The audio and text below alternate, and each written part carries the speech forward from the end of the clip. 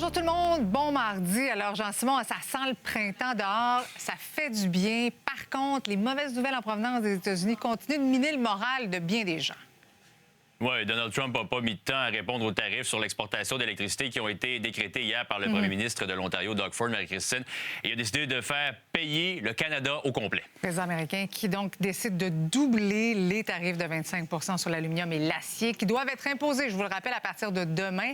Jean-François, donc, le président Trump qui menace maintenant de mettre un terme à l'industrie automobile canadienne. Oui, on peut dire que Donald Trump semble vraiment en colère ce matin là, face à ces tarifs sur l'électricité imposés par Doug Ford hier. Donc, sur sa plateforme Truth Social, il a envoyé un message très, très long. On peut le voir à l'écran. C'est plus de 300 mots. Je ne vais pas traduire tout ça, évidemment. On va le résumer, mais il y a beaucoup de mots en majuscules, des points d'exclamation un peu partout. Bref, il déclare donc dans ce message des tarifs de 25 supplémentaires à partir de demain sur l'acier et l'aluminium. Il demande au Canada de mettre un terme immédiatement à ces tarifs sur les produits laitiers qui, je rappelle, sont inclus dans l'accord de libre-échange américain qu'il a lui-même signé. Il a déclaré une urgence nationale sur l'électricité dans les États touchés par ces hausses de tarifs, augmenter les tarifs sur les voitures canadiennes à partir du 2 avril pour détruire l'industrie canadienne.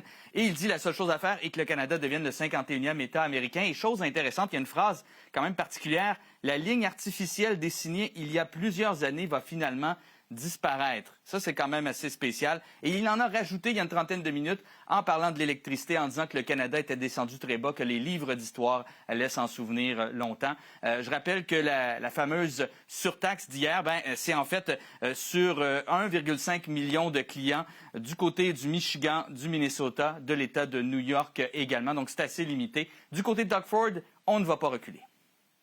We will not back down. We will be relentless.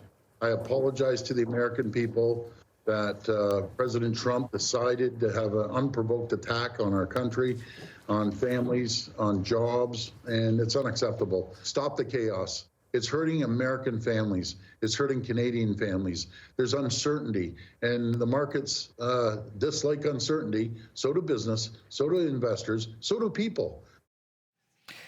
Pendant ça, Jean-François, les bourses américaines qui continuent de baisser. Là. Voilà, donc en ce moment, en fait, le Dow Jones a perdu à peu près 0,8 ce qui est quand même pas dramatique comparativement à hier. Ça avait été un peu plus, mais quand même, on voit une tendance.